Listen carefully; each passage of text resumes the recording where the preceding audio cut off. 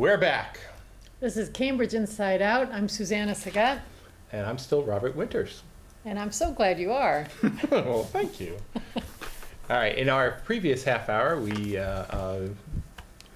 spent some time talking about the Democratic State Convention, right? And that's over. That is now, We're happy. in the bag, we're ready to go.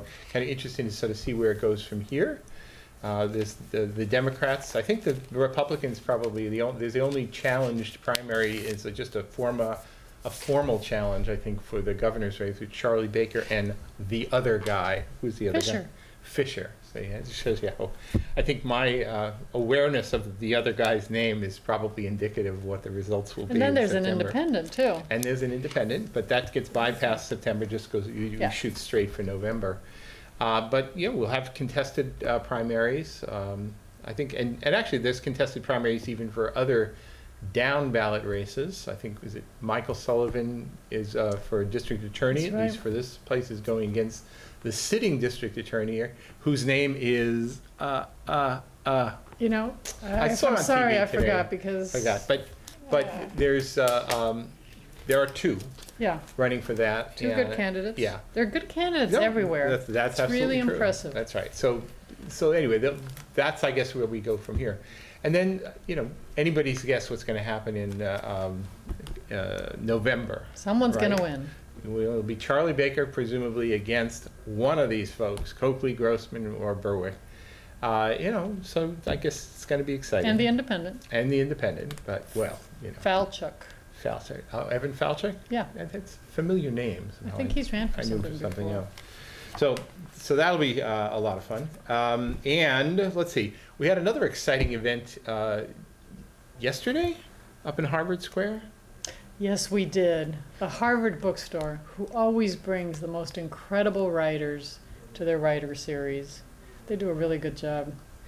They had a really incredible writer come to their series. Was it a Wellesley College alumni?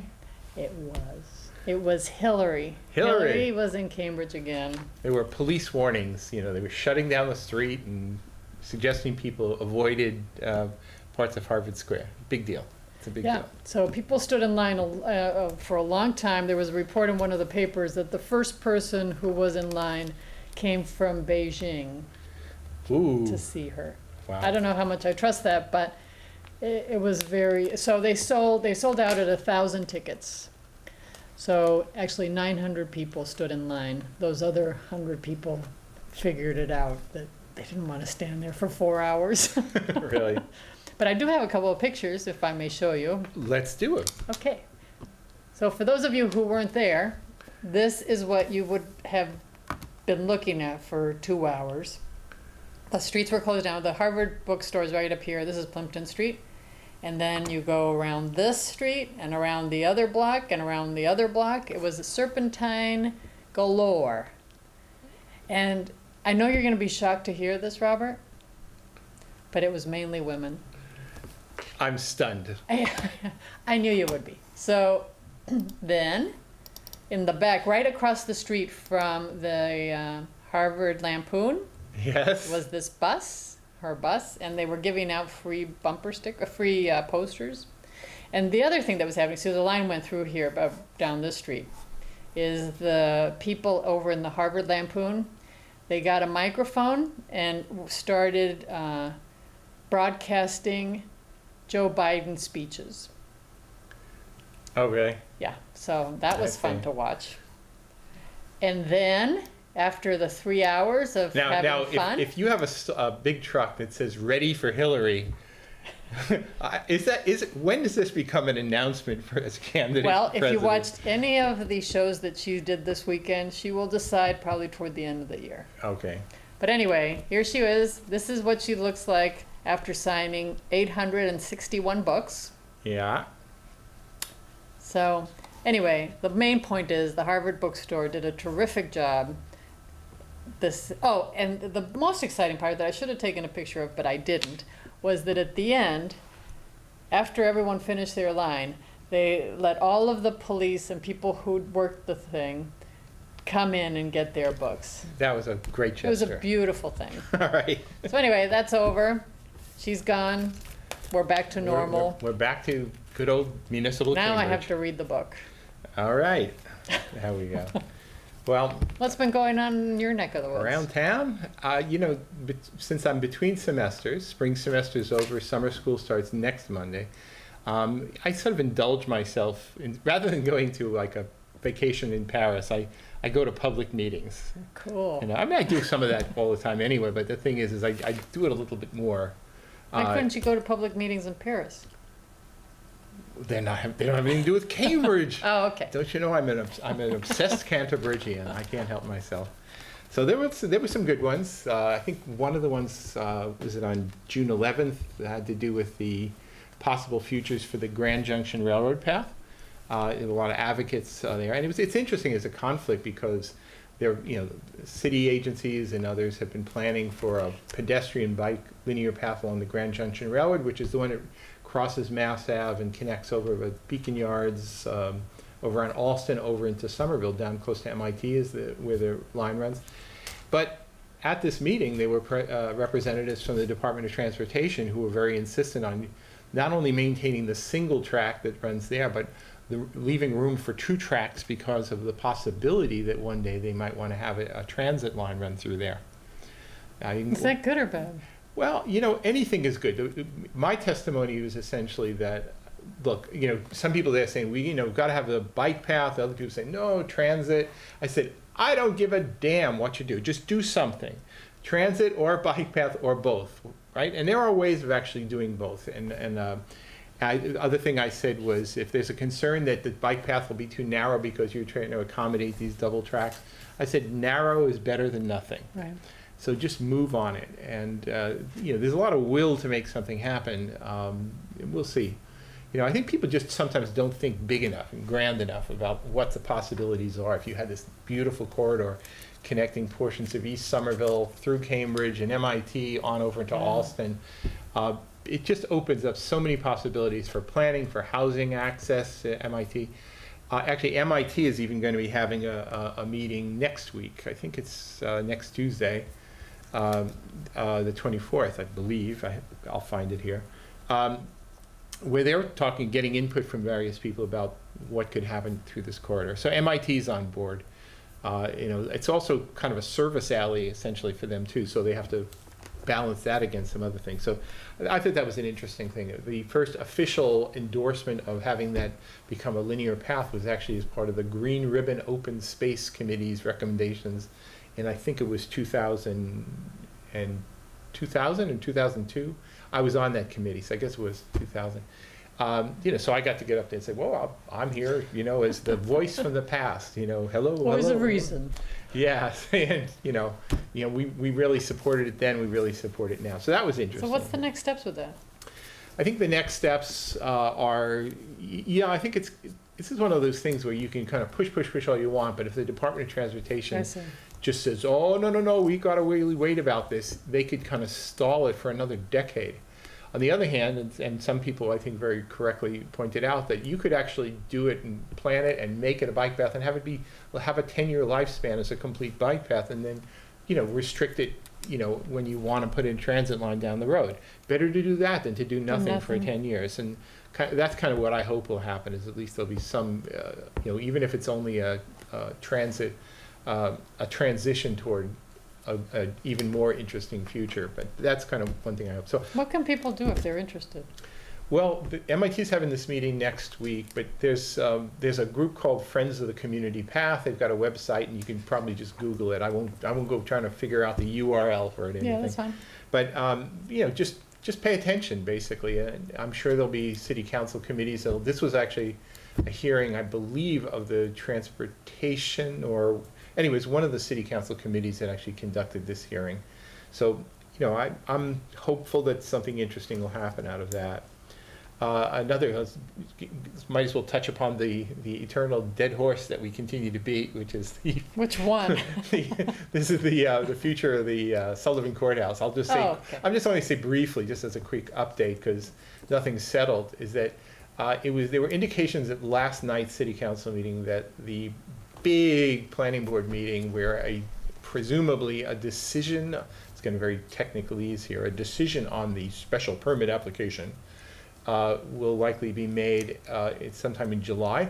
The timeline right now is there are still prisoners in the jail, in the Sullivan Courthouse building. They are scheduled to vacate, not of their own free will, and quite possibly with escorts. That's a good thing. But they will be moving the... They are prisoners. They are prisoners. They will be moving the prisoners from there to someplace in Billerica within days, maybe within a week or 2 weeks at tops.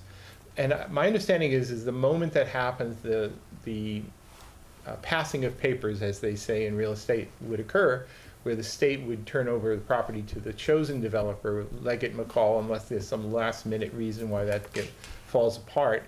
But there's some legal reasons why they have to make the transfer right away. At that point, I think the state's involvement is gone. And so a lot of people sort of being very angry about the fact that the state should never have allowed this to come, it sort of ends. That's how it works. Yeah, once you pass papers, that's it. Yeah. So now I could have that a little bit wrong, but that's sort of my understanding. Now, so there'll be some more community meetings, but the big one will be the planning board, which they're actually going to move to a location pursuant to a city council order in East Cambridge. Well, to accommodate people show people, up. so people don't all have to crowd into. Actually, they wouldn't even be able to go to City Hall if they tried to. Well, planning board meetings wouldn't be held in City Hall. They might be moved into the senior center, which really even the senior center couldn't actually house as many people as would likely come to this meeting. So I think that they were talking about using the large space in the Cambridge Multicultural Arts Center, but that's not settled. You said go to the Foundry. Not enough room and not handicapped accessible. You mean it's usable now?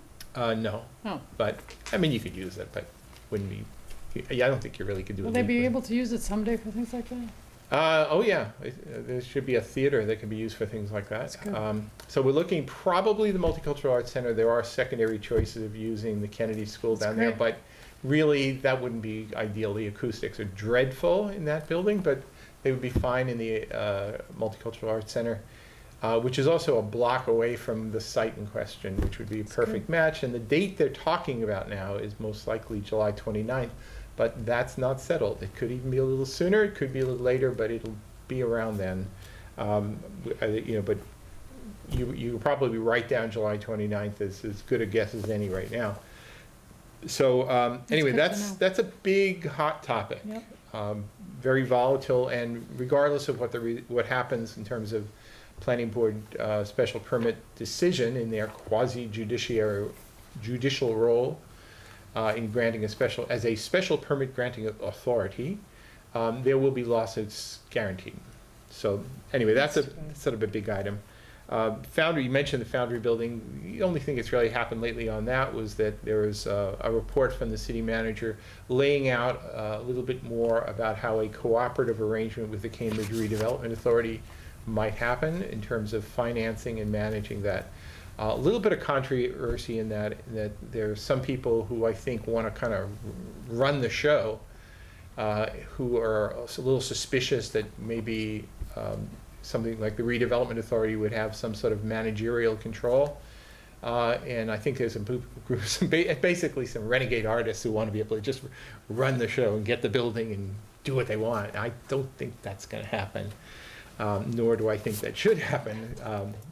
Turn it into a clubhouse, a $25 million clubhouse, courtesy of the city. So anyway, something will happen, so it continues. One little item from last night, sort of touchy. The city council? At city council meeting, there was a proposal to make city council aide positions into full-time jobs. That's been coming. So the response came back. I'm surprised that they're not full-time jobs now. There isn't a full-time job to be had there, actually. So the result from the city manager was that he bumped up the salary by a few $1,000s per. Did not turn them into full-time jobs, but that's sort of a concession to these sort of political positions. It's full-time work, but not a permanent job. It's not full-time work. Are they getting paid for full-time? They are not being paid for full-time, Okay. but they're being paid what amounts, when you include benefits, somewhere in the vicinity of $56,000 per year total. That's not a full-time job? It's a part-time job. And now they're getting, the solution is to They're- give them more money? Yeah, yeah. Right. Craig Kelly had some very good remarks, by the way, but I won't get into that because I will exhibit my bias even more on that. There has to be if any of you out there have the other side that you can explain, we'd be happy to talk to you. That's Because right. Robert makes it sound too logical the Oh. other way. They're patronage jobs. That's what they are, plain and simple. They're basically people's campaign managers were given jobs as a result of their service during the campaign. That's how I see it. But that it's temporary part-time work at 56, well, it's more than 56,000 because they're giving them more money and benefits. Well, you know, the benefits, yeah.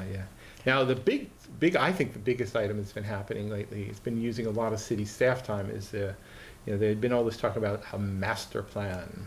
And now that's not quite happening exactly yet, but the city hired a consultant named Catherine Madden, who, by the way, also did as professional, part of her professional resume, did the whole kind of design plan for the entire Erie Canal corridor across New York State, which is a big interest of mine, as well as Craig Kelly. Councilor Kelly actually bicycled across New York State along the canal this past summer. I don't know what he's got on his agenda for a good bike ride this summer, but maybe something. So anyway, that Catherine Madden is the consultant, and they're conducting these things they're calling, I think, what are they calling them?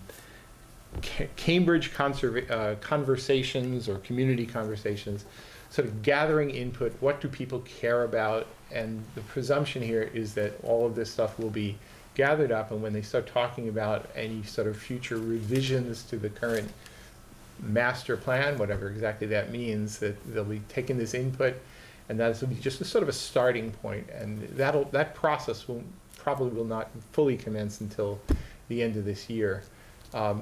My understanding is that there are actually two other things. There's actually I don't know, is it next weekend there's a roundtable of the city council meeting where the hot topic is a report on or current status of the city's climate change vulnerability assessment.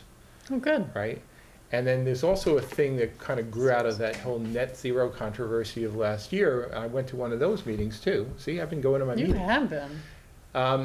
But that's really focusing on things like energy conservation. There are a few people who are a little kind of hard-edged at those, who want to just sort of regulate everybody back to the Stone Age.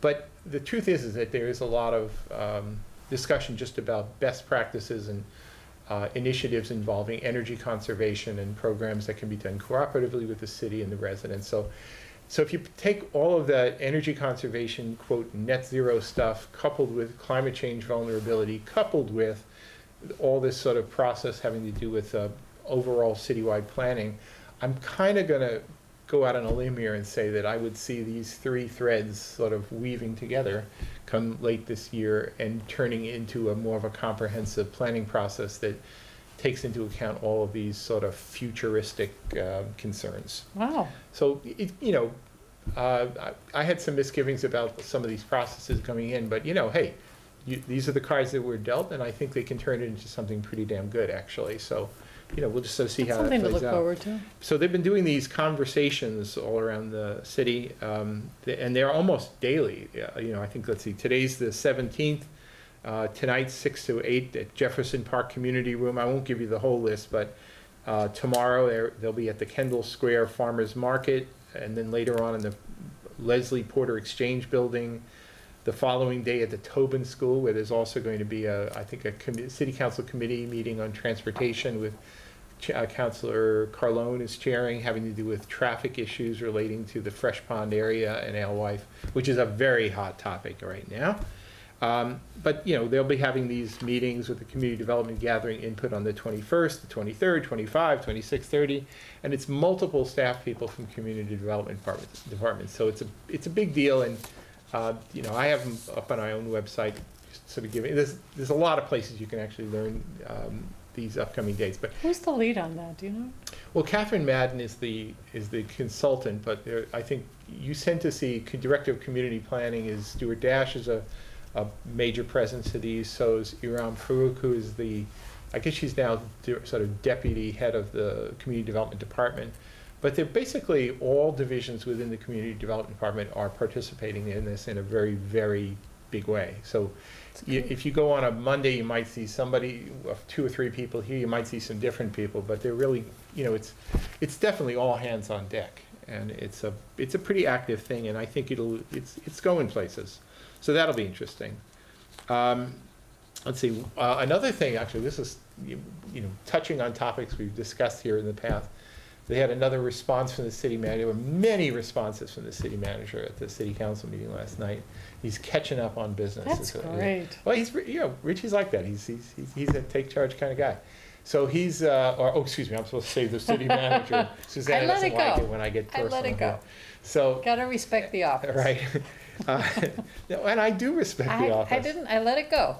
But there had been a proposal to have pushcart vendors, located in places like Carl Barron Plaza in the middle of Central Square or elsewhere in Central Square. So they came back and he said, well, yeah, we're going to make an arrangement. Everybody's got to get like $1 million worth of insurance and this and that and the other thing here, just to sell merchandise, but no food vendors.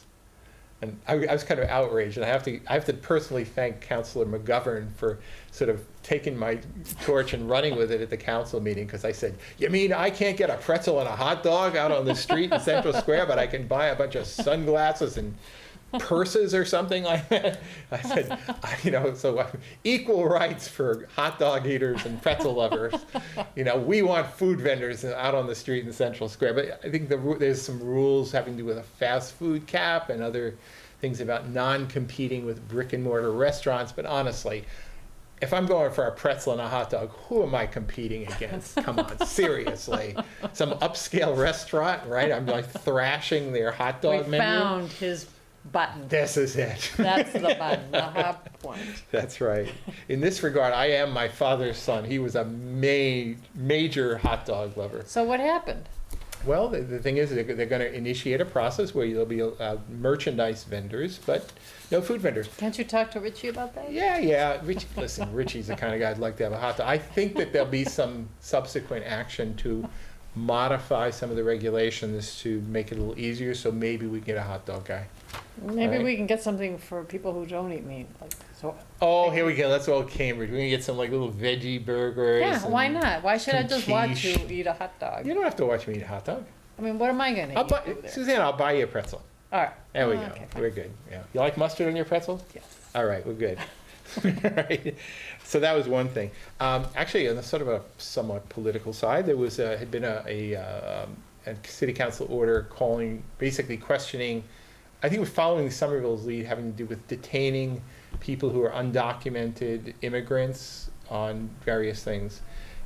In Somerville, did you know? Well, this was from Mayor Curtatone of Somerville who did it, but then there was a city council order in Cambridge, basically, mirroring that and sort of doing that. And the response came back from the police commission was everybody loved it. Basically said, oh, what Curtatone's talking about doing in Somerville, we've been doing that all along and more in Cambridge. In terms of we don't bust people unnecessarily for, we're not going to rat somebody out for a traffic violation just because their paperwork isn't in order. If somebody's caught for a felony, sure, we'll process them, and if then there's a warrant, we'll go for it. So it was one of these sort of great moments where you couldn't help but feel really great about the Cambridge Police Department. It was really wonderful. I mean, we do have a really great police commissioner in Bob Haas. So that was another big thing. Oh, and here What? big item. As we all know, it's soccer time. World Cup soccer. Is it really? We are in the middle of it right now. I mean, even during Very the city exciting. council meeting, I think the mayor says, "What's that?" Somebody must have scored because you could It was hear the beautiful. soccer screaming from down at the tavern in the square with very open exciting. windows. So it's all over. So anyway, When did you think that the United States would like to watch soccer? Oh, there's a lot of people in the United States who are from a lot of parts of the world, and they really gather in it's big very ways. exciting. Yeah. So anyway, there was a city council order not long ago calling for setting up some big projection screens, broadcasting the soccer I games remember that in a public previous square, show. down right here. So what happened with that? Well, they came back, and actually I was walking around with Robin from the Central Square Business Association, sort of scouting out places and where it could be hooked up and where the wires could be run, whatever. And apparently unless something goes wrong, that's actually set to happen. The World Cup is happening now, but starting around Saturday, June 28th, through the final round ending in Sunday, July 13th. Go around Lafayette Square, down the fire station and the Central Square, either right in Lafayette Square proper or maybe right around the corner where there's a little park next to the right firehouse. Yeah, it's right next to the studio here of CCTV. So come around there, and there will likely be outdoor screens for soccer. So Where can people stand there?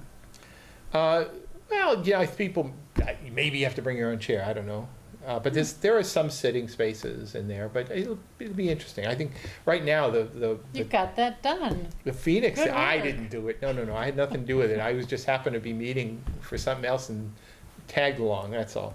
But I think it's going to be great. Unless, as I said the other day, unless the right team wins, in which case it's going to be riots, or if the wrong team wins, in which case it's going to be riots. But chances are it'll just be fine. So anyway, Cambridge Police, please take notice. There could be some interesting things. Well, we only have a minute here left, so I'll just sort of say one quick thing. One very exciting thing for sort of some of us is that the city now has what's called the city's open data portal.